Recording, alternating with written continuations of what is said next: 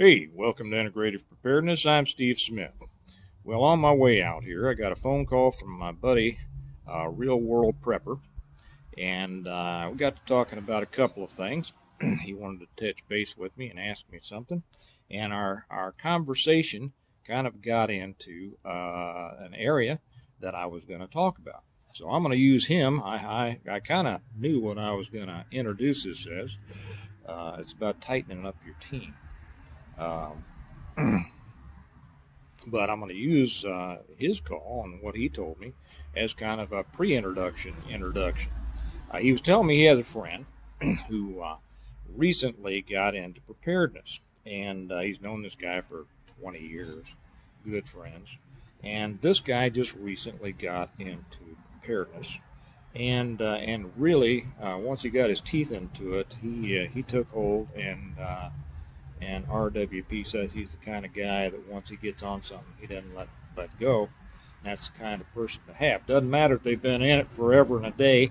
You want the kind of person that gets into it and does it right.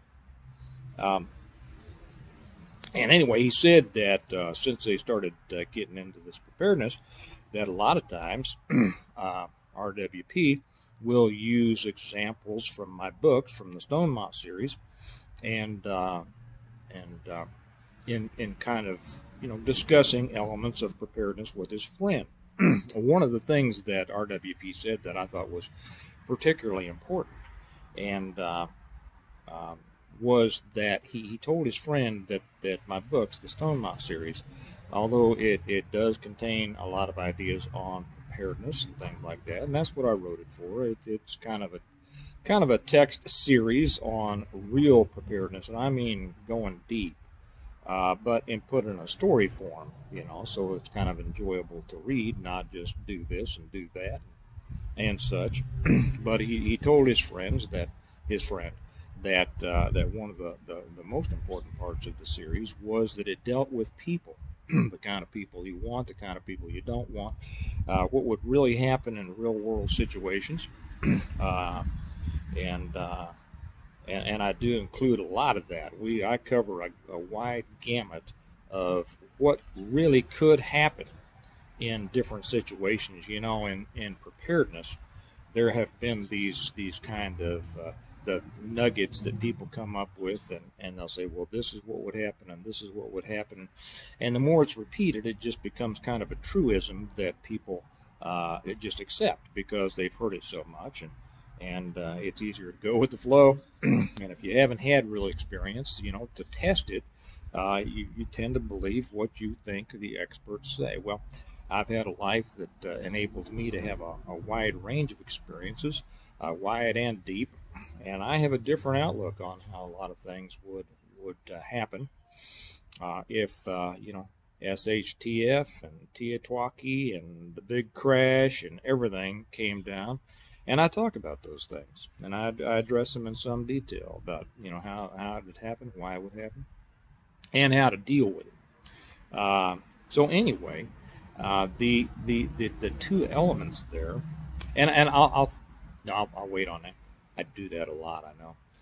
The two elements there was that he was talking about a friend of his who got involved in preparedness, and he's the kind that gets into it and grabs a hold and does it, and that's what you should do.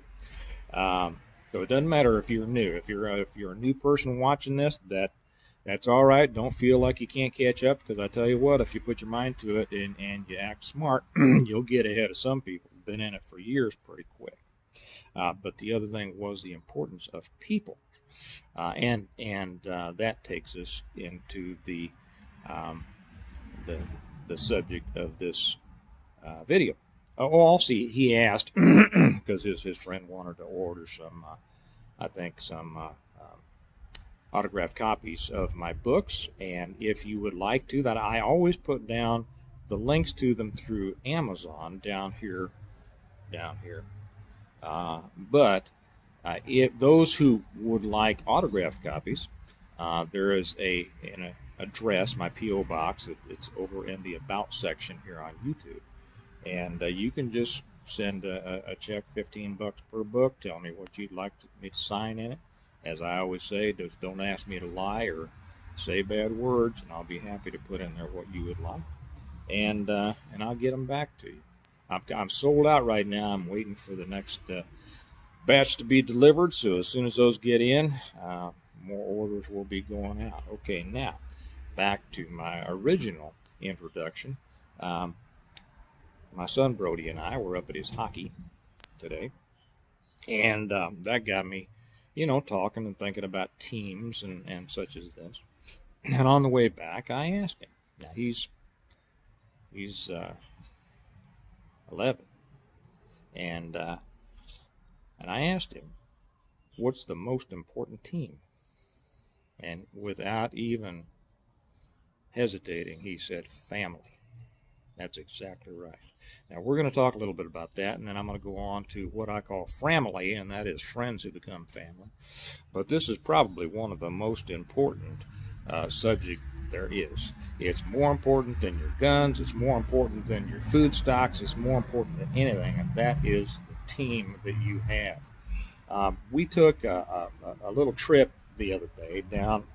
I needed to do some research for the upcoming book, and we drove down through southeastern Kansas and into Oklahoma and back up through southern Missouri. Wanted to get a look at some things, because I put a lot of work into the books, and I like to get things right. I like to talk about real places. I want to describe them properly. Places that I may not personally know, I'm going to go there and find out about it. And it lends itself because we like traveling.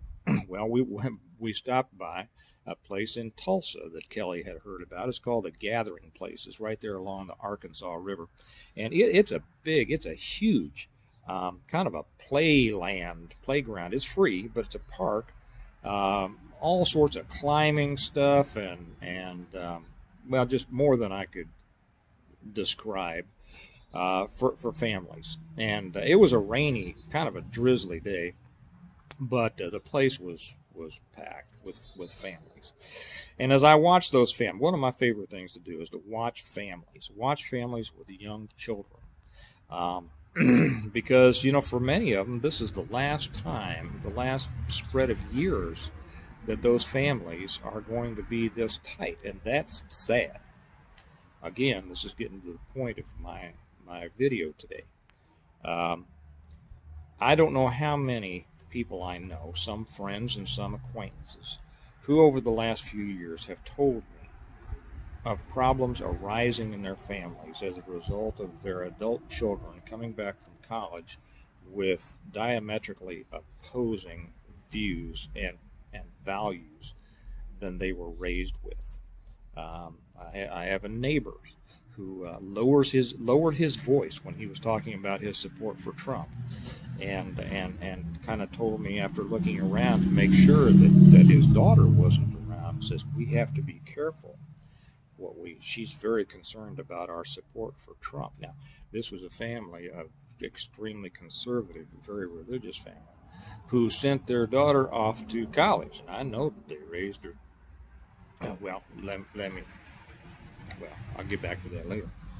Went off to college, was exposed to all the things you get exposed to in a big university, and came back a liberal.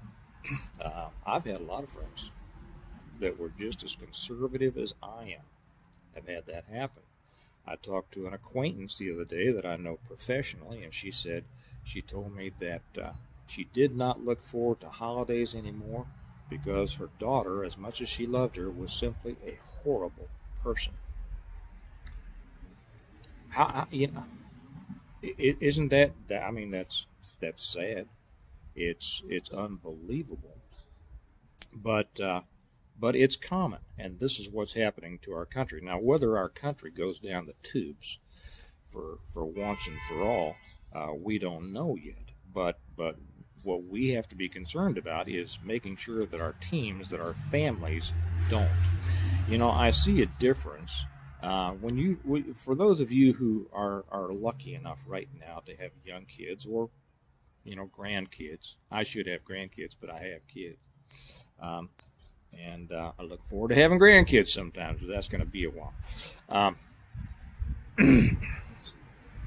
I think that a lot of people don't understand the importance of every day of every year as you're raising those kids. Now, I'm not preaching here and I'm not putting anybody down, so don't think that I'm saying, don't say, well, you don't tell me how to raise my kids. I'm not. What I'm saying is that I see a lot of problems out there from people that you wouldn't expect to see problems from. The difference that I've seen in this is the difference between preaching at them and raising them. I know a lot of people have preached at it. Their kids go to church, they take them to church, they make them do all the things, they don't let them watch, bad stuff on TV. They shelter them very much, and then they are always preaching at them. Well, that's a good way to drive somebody away, preaching at them. And there's a lot of families out there who have been fragmented or even destroyed as a result of that, and others that the family retains fairly good unanimity with maybe an outlier or two. I'm going to pause this for just a second because I got to talk. Okay, you know what I did? I think I put it on pause, and then I came back, I unpaused it, or thought I had, and then finished it up. Just talked and brought it to a conclusion, went back inside, and realized that I had not unpaused it. So I'm going to try to pick up where I left off. To you, it was just a second ago. To me, it was about 20 minutes ago. So, I lost my mojo. I lost my rhythm. But I think what I was saying was, I've seen a lot of these families fragment, and then I've seen a lot of strong families. And the difference is, from what I've seen, is the ones that fragmented, first off, didn't always live the message that they were preaching. And of course, they preached instead of raised. There's a difference between preaching and raising. You may as well, it's just like raising a dog or raising a tomato plant. You don't make it do what you want to by yelling and screaming at it. You do it by being consistent, with your expectations and with your lessons. You keep yourself online, so that they see how you're living your life. Kids always want to emulate their parents, and if they see consistency, and if they see a unification between what the parent says and what the parent does, it has a tremendous influence on the child. If they see inconsistency, it also has a tremendous influence on the child, and those kids are going to grow up and be ripe to be redirected by some college professor that seems more, real to them, right?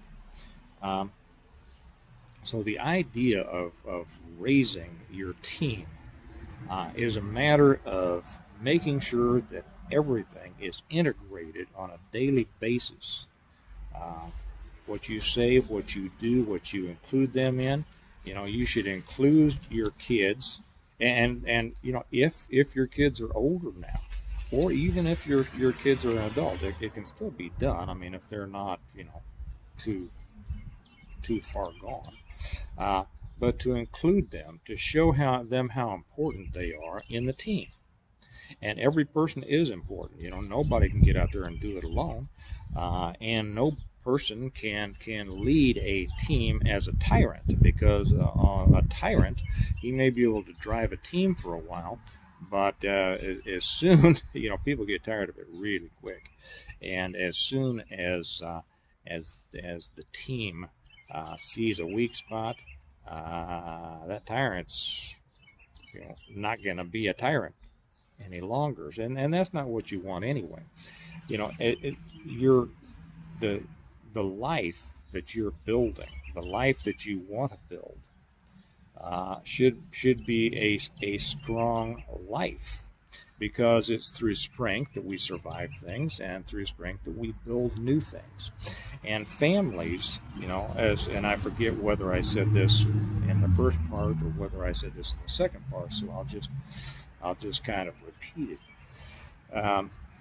There are a lot of families who kind of start all over again every generation. You know, it's the mindset that, well, my parents didn't give me anything, and I'm not giving my kids anything. They're gonna make it on their own like I did.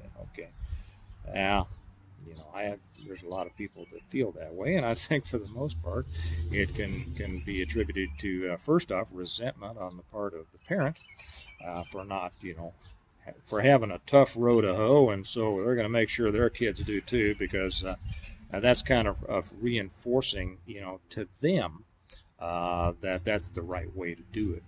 And the second way, I think, is just laziness. They don't feel like they have a responsibility. I think that's the wrong way to feel. Um, you know, there's another model of familying, and that is that each generation builds to a higher point on which the next generation can build higher. And the raising of the children, the raising of the team, is the first and foremost building blocks of that, so that the team understands and collectively holds certain values and principles with each other. And then as each of them develops to the point to where they can contribute to the team, then the team becomes stronger. And as the team becomes stronger, the individuals become safer as a result. Now, I know that there are families and there are families. I don't know if I said this before or not. I'll say it again. There are families and there are families. There are families that, they're just as tight as can be, and they have built things and they do things, and they are all on the same team, right? And there are other families you wouldn't even know they knew each other. And then most of them kind of fall in between, where you've got some that kind of a central core that feel the same way about things, and then you've got an outlier or two that just, for whatever reason, just aren't on the same page. Well, it's that can be problematic, and I don't suggest that you bring problem people into your team just because they're family. What I do suggest is you build a good family, and I coined that term. I don't know if anybody else has or not. I hereby coin that term, family. Friends who become family, almost like family. And like I've said, good friends beat bad family. There are some out there. I'm lucky to have some, and these are people who share the same values and principles and beliefs that you do, and that over a period of time, they don't become family because they came to a barbecue a few times and they liked your jokes, and you drink the same beer and like the same football team or whatever like that. They're not family because they're fun to be around. They're family because they have shown themselves to be quality people who will stand up for the right things, stand against the right things, and have shown a loyalty and a dedication and a feeling of mutual respect and interdependence. These are the people that you can call, anytime for pretty much anything. I won't even say what we used to say. This is a family show. And the development of this is one of the most important things that you can do for your future stability. And again, that's what I say. A lot of what I wrote in the Stone Mop series, I talk about that because that is a lot more important than your guns and your ammo and your stored food and everything like that. It's the team that you've got, and your team has to be rock solid. Rock solid. There can't be any cracks in there, because if there's a crack, something's going to get in that crack, and it's going to cause a fracture. But the first part of this is raising those kids. So if you're lucky enough to have young kids now, as I think I said before, don't know whether or grandkids or whatever, or adult children. Make sure that you keep things tight if you can. If you're at the beginning, keep things tight. Keep them tight with love. Don't keep them tight with discipline. Okay. Discipline. I can get into a whole different thing on discipline, but keep them tight with love and understanding and appropriate correction and instruction. And like the Bible says, raise a child up in the way that he should go, and he shall not depart from it. But that also has to do with them seeing in you an integration of what you say and what you do. And then, if you have older people in your family, to the extent you can, tighten them up, and you will be stronger for it. And as your team gets stronger, as I said, as each individual develops and they contribute to the team gets stronger. The individual becomes safer. So I think I'll leave it at that.